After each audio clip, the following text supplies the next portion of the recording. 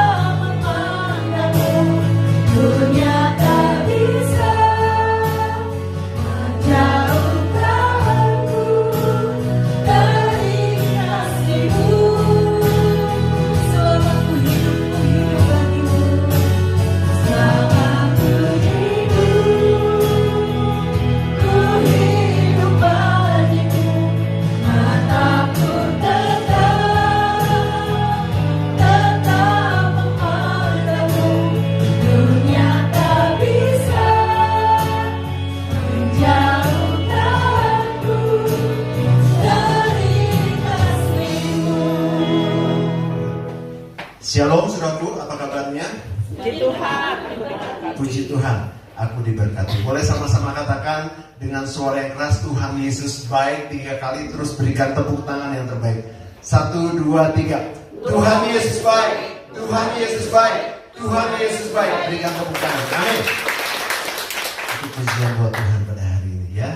Ya, beberapa minggu yang lalu saya survei saudaraku ya. Dan saya bertanya kepada beberapa orang ya, apa yang paling penting dalam hidup? Jawabannya macam-macam. Ada dan lucu-lucu ya. Ada yang bilang gini, yang paling penting dalam hidup saya pacar. Yang itu biasanya yang bucin ya. Terus ada yang bilang gini, yang paling penting itu duit. Ya. Terus ada yang bilang juga, yang paling penting buat saya HP. Karena dia gamer. Saya tanya sama seorang gamer ya. Karena dia gamer, itu yang paling penting katanya. Dan namun yang paling banyak menjawab adalah yang paling penting adalah kesehatan. Dan ternyata pendapat ini relate berhubungan dengan survei dari Badan Kesehatan Dunia yang mengatakan bahwa kesehatan menempati urutan terpenting dalam hidup. Dan saya sangat setuju ya. Dan ketika kesehatan ini menjadi yang terpenting dalam hidup kita, saudaraku ya, maka saudara akan menentukan langkah saudara ke depan. Saudara harus berolahraga, saudara harus makan makanan yang sehat, pola hidup yang seimbang, saudara harus punya tidur yang cukup, gaya hidup yang sehat. Sehingga apa? Hidup saudara akan lebih berkualitas dan sangat berdampak buat kesehatan saudara. Setuju saudara? Ya. Tetapi bukan hanya berhenti sampai di situ saudara. Jadi kita harus memiliki hidup yang berkualitas. Have a quality life. Ini judul firman Tuhan pada hari ini. Have a quality life. Sama-sama ucapkan. Miliki hidup yang berkualitas. Dalam bahasa Inggrisnya have a quality life.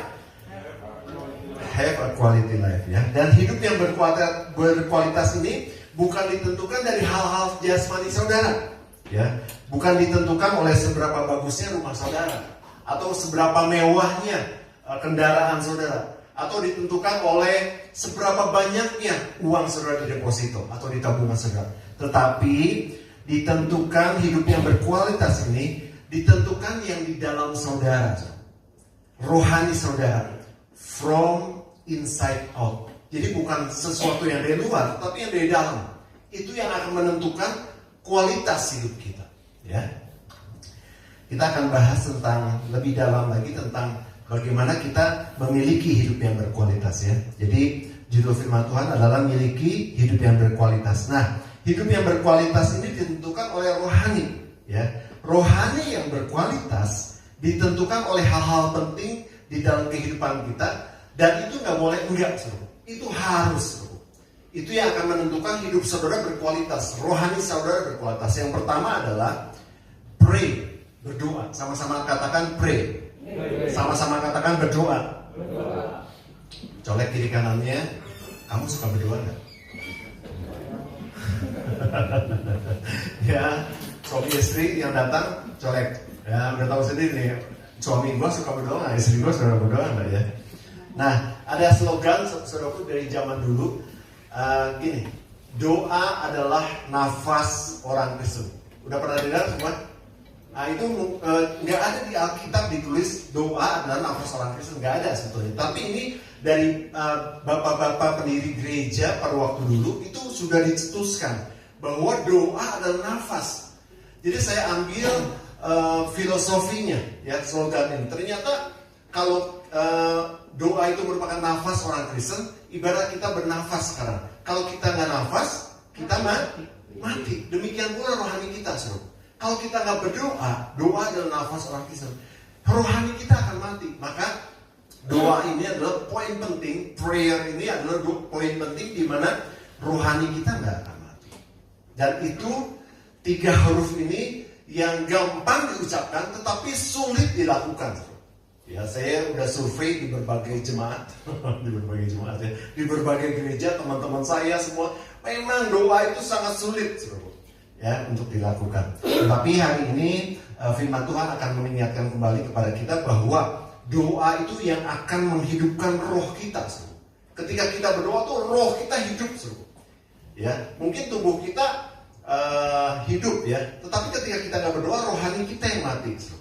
Sedangkan hidup yang berkualitas itu muncul dari dalam keluar, from inside out, dari dalam keluar. Jadi dalamnya itu harus berkualitas dulu, harus suka berdoa. Sehingga ketika kita berdoa, maka rohani kita yang hidup. Amin, saudara.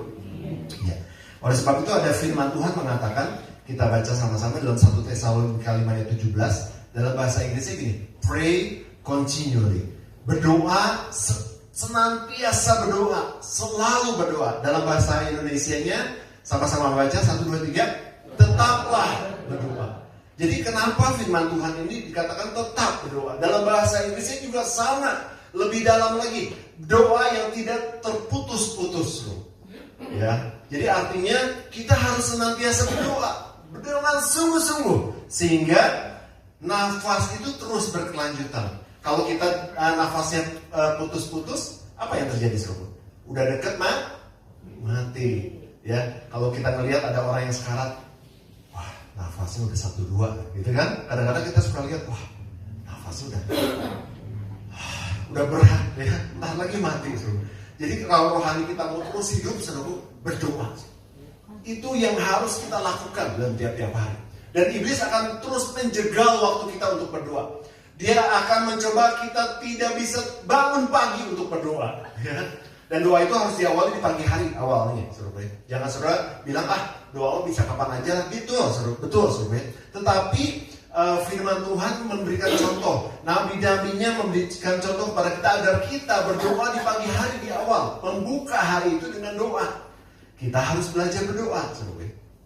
Oleh sebab itu, mulai hari ini saudaraku harus punya komitmen. Oh ya, saya harus terus berdoa ya dalam tiap-tiap hari, saudara ya. Di dalam doa kita itu berjaga-jaga, saudara. Ini sesuatu yang luar biasa, saudara. Kenapa Tuhan suruh untuk kita berdoa? Supaya kita nggak jatuh dalam berbagai pencobaan, saudara. Karena banyak hal di bumi ini, di berbagai area kehidupan kita itu bisa membuat kita jatuh dalam pencobaan. Ya, kita baca ayatnya dalam Matius 26:41. Matius 26:41 sama-sama baca 1, 2, 3. Berjaga-jagalah dan berdoalah supaya kamu jangan jatuh dalam pencobaan. Roh memang penurut, tetapi daging lemah. Hidup ini penuh dengan pencobaan, tantangan hidup, masalah-masalah kehidupan, masalah keuangan, masalah rumah tangga, masalah kesehatan, masalah pekerjaan, bisnis. Itu di area-area itu sangat beresiko untuk kita jatuh dalam pencobaan. Ya oleh sebab itu kita harus berjaga-jaga dan berdoa. Agar apa? Agar kita tidak jatuh di dalam area-area itu. Orang bisa jatuh, bisa meninggalkan Tuhan gara-gara hal ekonomi. Saya udah gak punya uang. Ya, bisa terjadi seperti itu. Ya, bisa juga jatuh di dalam hal rumah tangga. Ya, wah orang banyak meninggalkan Tuhan. Ada yang kawin cerai. Ya, karena mereka jatuh di dalam area rumah tangga. Oleh sebab itu kita harus senantiasa menjaga kehidupan kita di seluruh area kehidupan kita dengan doa. Dan itu yang akan membuat kita tetap hidup. Dan semuanya pasti ada jalan keluar yang Tuhan berikan buat kehidupan kita. Ya. Dan di dalam doa juga yang luar biasanya kita bisa minta segala sesuatu. Coba sama-sama katakan minta segala sesuatu. Minta segala sesuatu. Iya. Ya sekaya-kayanya orang tua kita, ya. Kita bisa minta apa saja, tapi lama-kelamaan bisa habis kalau dimintain terus. Betul nggak, saudara? Tapi firman Tuhan mengatakan sesuatu yang unlimited, sesuatu yang tanpa batas. Kita bisa minta apa saja dalam doa kita, nggak pernah dibatasi, saudara. Kalau ada yang membatasi itu, mungkin itu karena tafsiran orang berbeda-beda, saudara. Tapi firman Tuhan katakan bahwa kita bisa minta apa saja dari A sampai Z. Tuhan akan kabulkan, saudara. Asal jangan yang keterlaluan ya. Saudara belum punya motor misalnya, saudara minta pesawat jet, itu nggak bisa, saudara. Ya, saudara yang udah married minta istrinya 5 gitu, itu nggak boleh, ya. Tetapi hal-hal yang lain Tuhan akan berikan, saudara. Asal jangan sesuatu yang berdosa. Coba kita baca ayatnya. Ya, jadi ketika kita berdoa ini, merupakan fasilitas surga, ya. Heavenly facility, ya. Ada khotbah di berbagai negara tentang heavenly facility. Salah satunya adalah tentang doa. Dan ketika kita berdoa juga adalah kita connected to heaven.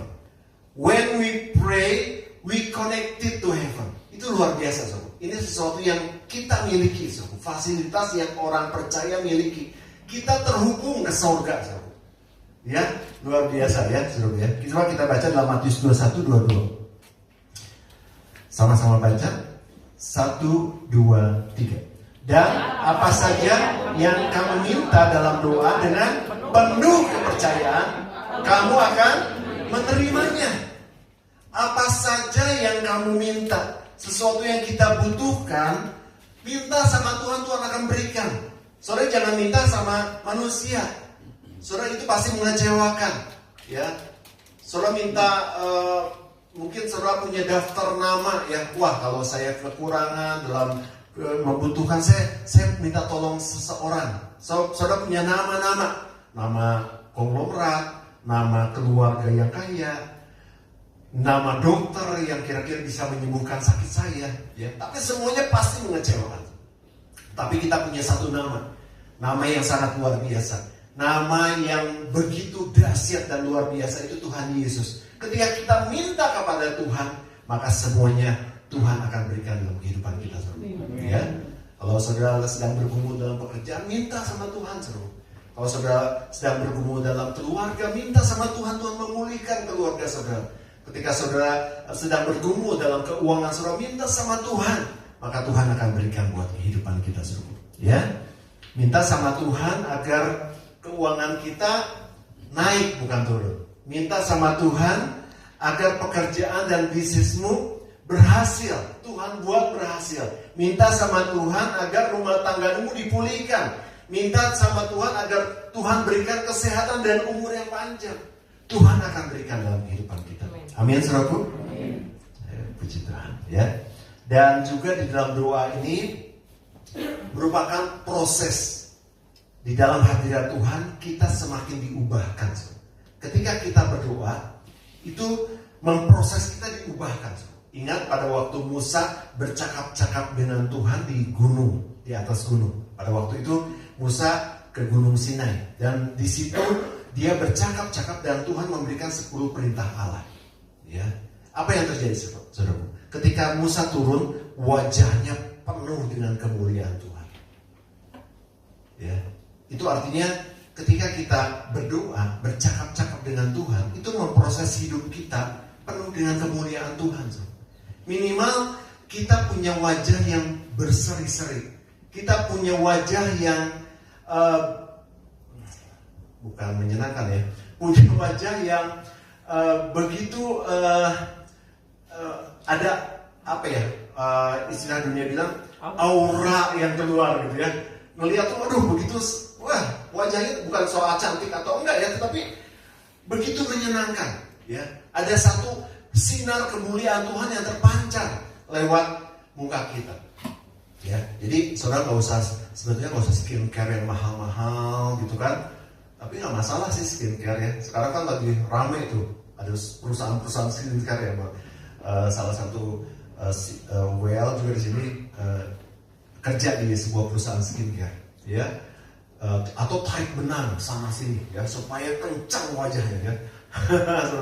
Waktu saya sedang jalan sama Pastor Yuni, ketemu dengan satu orang, ya.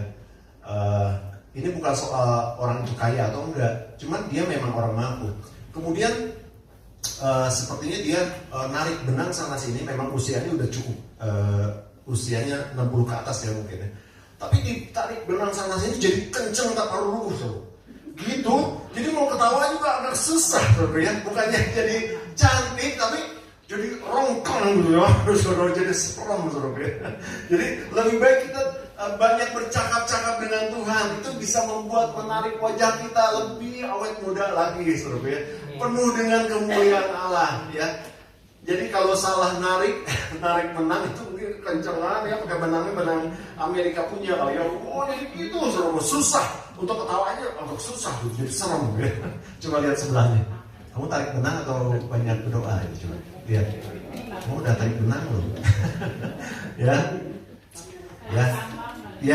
Jadi wajah kita akan tetap cerah, wajah kita penuh dengan kemuliaan Allah ketika kita berdoa dan memproses hidup kita penuh dengan kemuliaan Tuhan. Ya, itu yang pertama. Berdoa akan membuat kita rohani kita berkualitas. Ya, yang pertama berdoa. Sama-sama katakan berdoalah. Ya. Colek kiri kanannya, bilang mulai sekarang kita harus berdoa.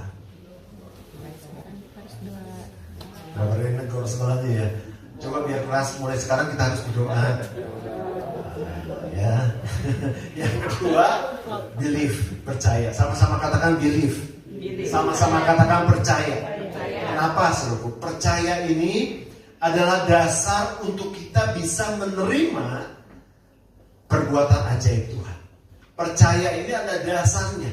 Kalau kita nggak percaya, maka keajaiban Tuhan itu tidak akan terjadi dalam kehidupan kita, saudara. Ya. Dan banyak firman Tuhan mengatakan percayalah. Jadi percaya ini adalah dasar. Ya. Oleh sebab itu, seringkali iblis menggoncangkan kehidupan kita. Kita juga disebut sebagai orang-orang yang percaya. Iblis menggoncangkan kepercayaan kita, iman kita, agar apa?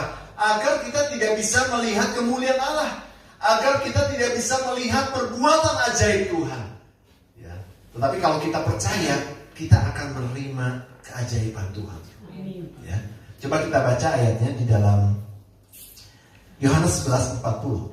Yohanes 11 ayat 40, sama-sama baca 1, 2, 3. Jawab Yesus, bukankah sudah kukatakan kepadamu, jikalau apa?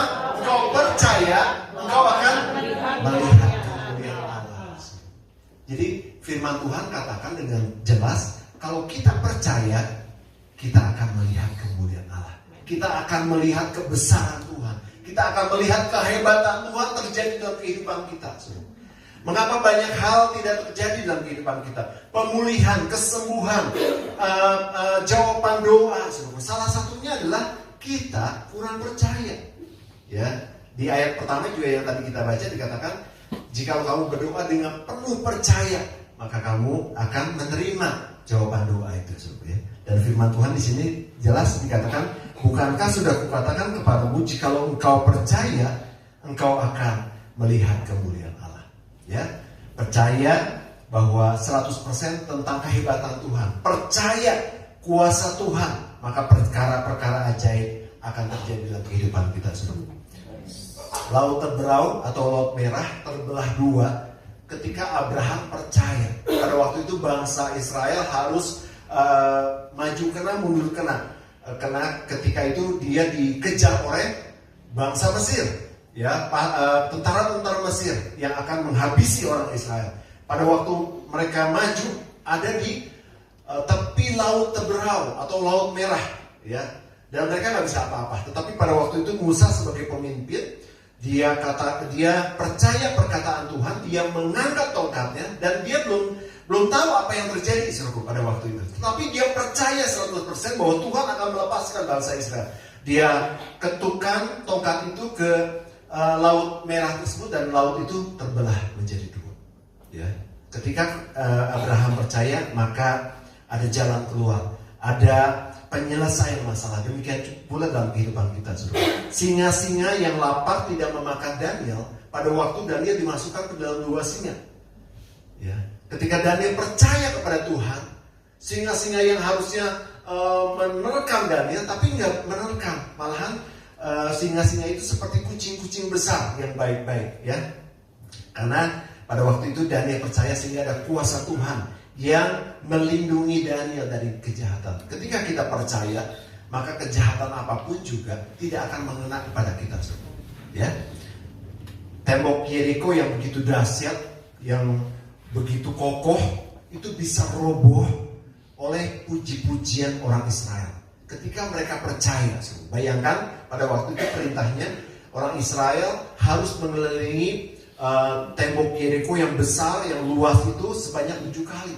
Tetapi pada waktu ke-7 kali aja tidak terjadi apa-apa. Kalau saudara baca di dalam firman Tuhan, pada hari yang ke-7 mereka juga harus mengelilingi tembok itu selama 7 kali. Dan pada waktu mereka mengelilingi yang pertama, kedua, ketiga, keempat, kelima, keenam, tidak terjadi apa-apa. Tetapi mereka harus tetap percaya. Kadang-kadang Tuhan membuat juga dalam kehidupan kita, kok ekonomi saya belum naik-naik ya.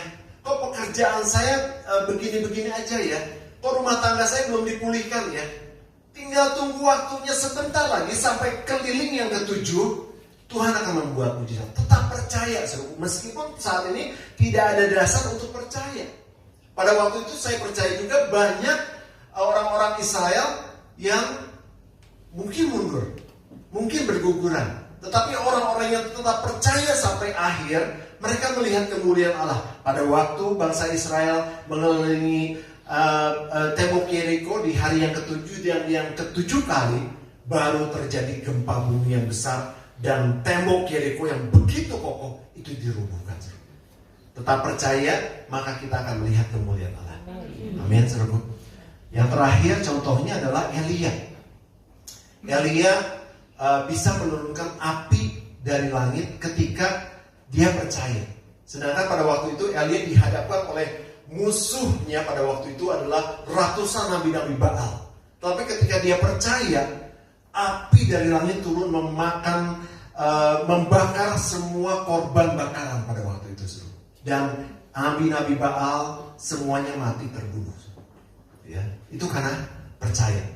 Dan ketika kita ingat ketika seorang yang tinggi besar, Goliat raksasa, yang melambangkan satu hal yang di zaman sekarang ada Goliat pergumulan kita, masalah yang begitu besar dirobohkan oleh Daud.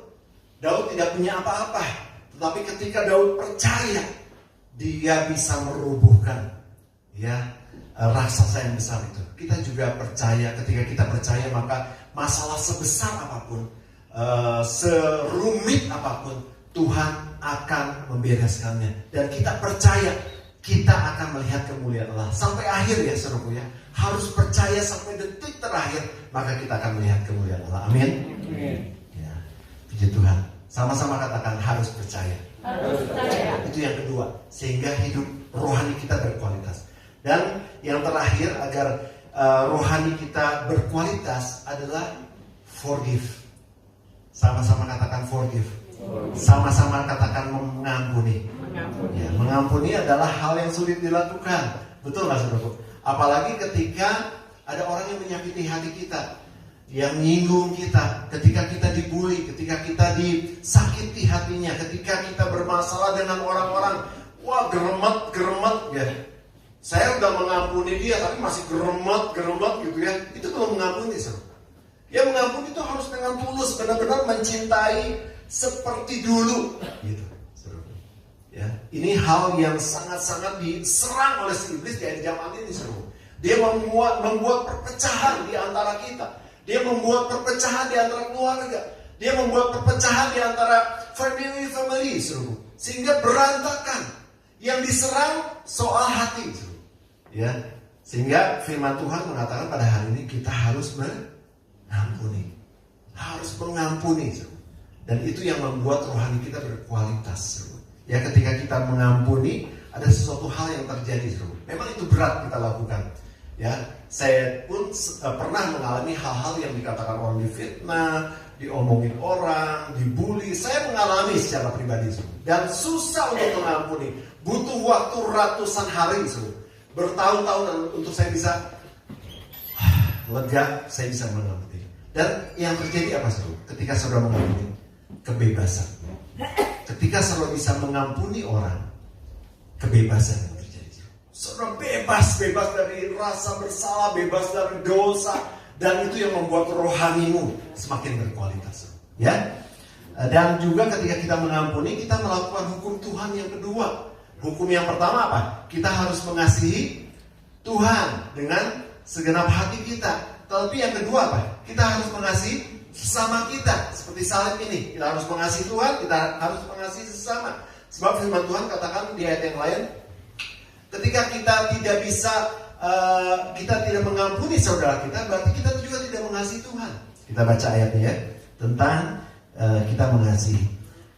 Dalam Matius 22 ayat 37 sampai 39. Matius 22 37 sampai 39. 1 2 3. Jawab Yesus kepadanya, "Kasihilah Tuhan Allahmu dengan segenap hatimu dan dengan segenap jiwamu dan dengan segenap akal budimu." Itulah hukum yang terutama dan yang pertama. Dan yang kedua, yang sama dengan itu ialah kasihilah sesamamu manusia sama seperti dirimu sendiri. Dan mengampuni tidak hanya sekali saja, ya. Itu hukum yang kedua yang harus kita ada terjadi dalam kehidupan kita, ya, tentang mengasihi. Dan mengampuni tidak hanya sekali, harus terus menerus. Mengampuni tidak hanya sekali. Ya kalau manusia kan gini, kalau ada yang salah sama kita, ya, ini udah yang kedua kali, ya. Jangan sampai ketiga kali, ya. Saya kasih sendal nanti kalau, ya, ya. Ini peringatan yang kedua kali, ya. Sampai ketiga kali mata kamu copot, ya. Tapi Tuhan nggak bilang seperti itu. Sampai terus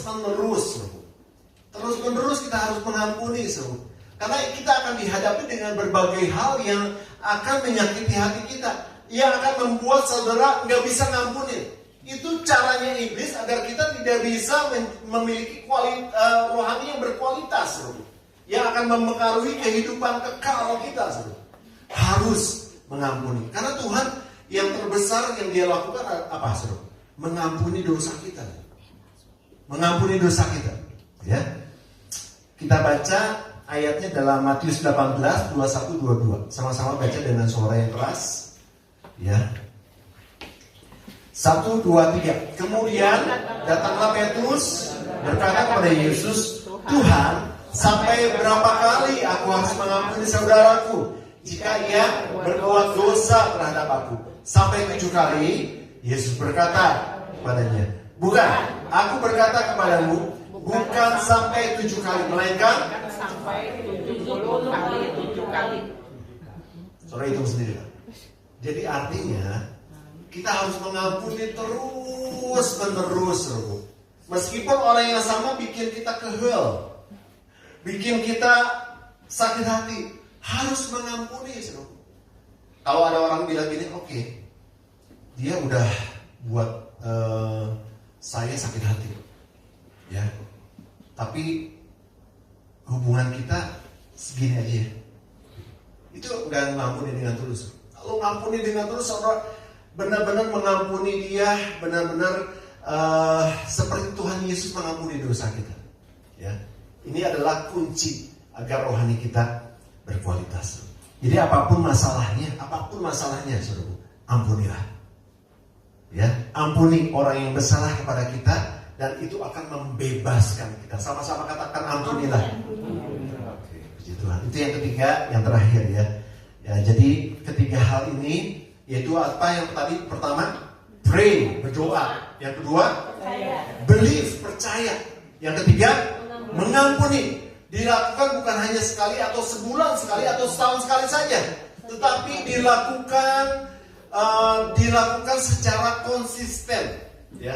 Dalam terjemahan KBBI, konsisten itu adalah tetap, terus-terus. Jadi harus dilakukan secara konsisten, terus-menerus, doa, terus kemudian tadi apa? Believe, percaya, dan forgive. Akan terus kita tiap-tiap hari berdoa, percaya akan kuasa Tuhan, terus mengampuni orang yang bersalah kepada kita. Maka saudara akan memiliki hidup yang berkualitas. Amin. Lakukan firman Tuhan ini, saya percaya rohani saudara akan semakin hari semakin berkualitas. Minta Roh Kudus akan terus memberikan kekuatan buat kita, agar kita bisa berdoa. Mulai besok kita harus berdoa pagi semua, ya. Jemaat GBS Kalvari berdoa pagi, ya. Yang gak biasa bangun pagi sekarang, ayo berdoa. Sebelum melakukan aktivitas. Kemudian percaya setiap firman Tuhan yang diberikan kepada kita. Percaya akan kuasa Tuhan, percaya akan kehebatan Tuhan. Dan juga kalau ada orang yang bersalah kepada kita, apapun masalahnya, saudara ampuni. Maka kita akan memiliki hidup yang berkualitas. Puji Tuhan. Terbatas kuasa-Mu, Tuhan, semua dapat ku lakukan. Semua dapat ku kau lakukan. Haleluya. Apa yang kelihatan mustahil bagiku, itu sangat mungkin bagimu. Di saat ku tak berdaya, kuasa-Mu yang sempurna. Ketika ku percaya, mujizat itu nyata. Amin. Bukan karena kekuatan. Amin. Menyanyi dengan penuh percaya, menyanyi dengan penuh iman kepada Tuhan. Mujizat itu nyata.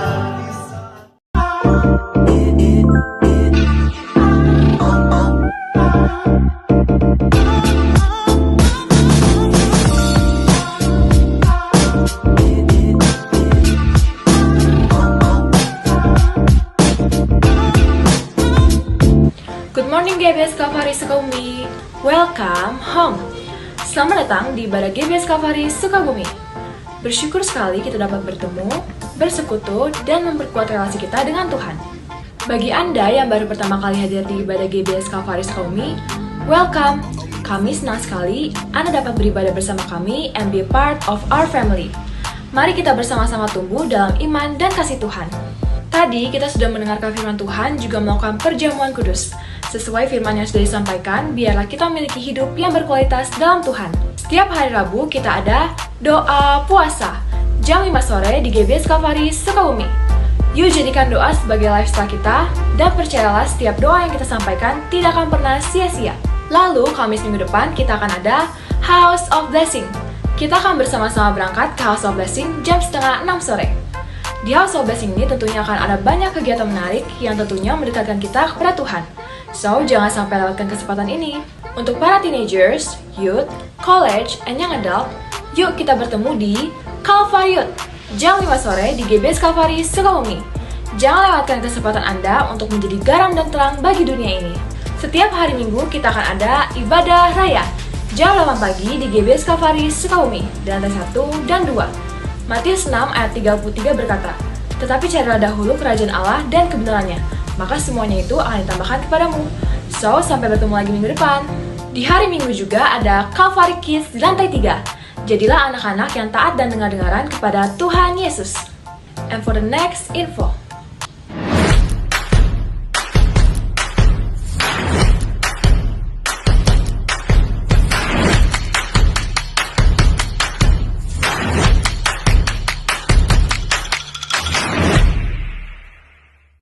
Hello GBS Kalvari Sukabumi, welcome home.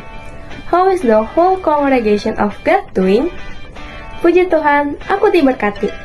Praise the Lord. GBS Kalvari Sukabumi telah melakukan peremajaan sos hitam tahap pertama dengan total harga 98 juta rupiah. Kami akan melanjutkan peremajaan sos hitam yang tahap kedua dengan pembelian drum elektrik Alexis dengan harga 25 juta rupiah. 4 set in-ear monitor hardware 700 dengan seharga 20 juta rupiah. Alat-alat multimedia dengan total harga 30 juta rupiah dan instalasi dengan seharga 5 juta rupiah. So, bagi Anda para jemaat Tuhan di GBS Kalvari Sukabumi yang tergerak menabur untuk pekerjaan Tuhan, Anda dapat scan QR berikut ini. Atau telepon nomor rekening berikut ini. Kami percaya ketika saudara menabur dalam pekerjaan Tuhan, saudara juga akan menuai kebaikan dari Tuhan menurut firman-Nya. God bless you.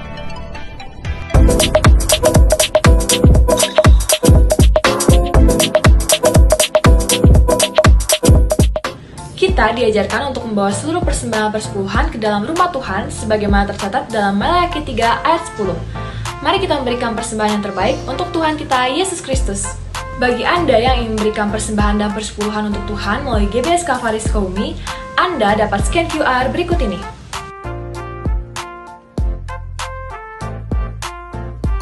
Atau transfer ke nomor rekening berikut ini.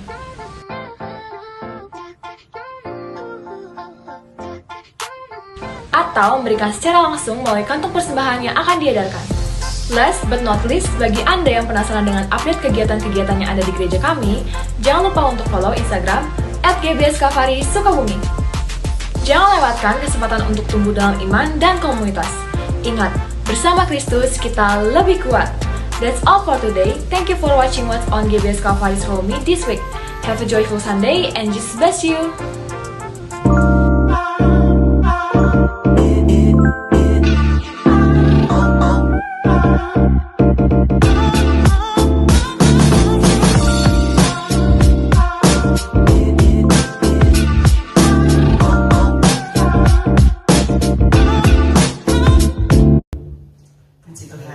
Ya, tadi di awal What's On ada gangguan teknis. Oleh sebab itu, Bapak Ibu yang terkasih, tetap bantu doa ya untuk peremajaan sound system tahap yang kedua, sehingga nanti juga akan bertambah baik di multimedia, terus kamera, itu yang kita sedang doakan. Dan juga doakan juga untuk perluasan gereja, biarlah rencana Tuhan saja yang jadi.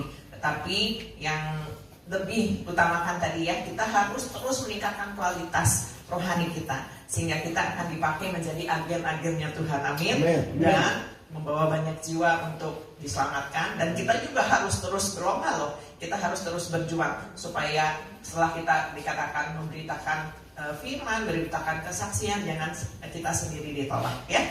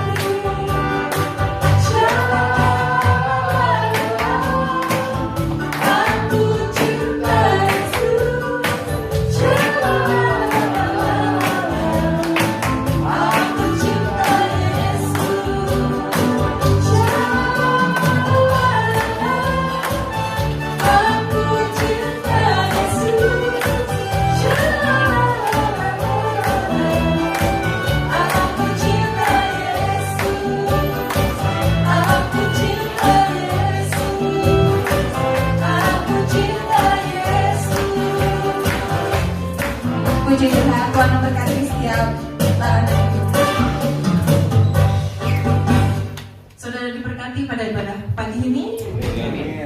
Yesus Tuhan adalah Allah yang besar, ajaib dan mulia. Dia sanggup memulihkan hidup saudara dan membuat mujizat bagi kita semua.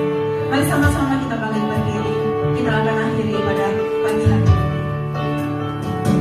Hanya Kau yang layak berlari.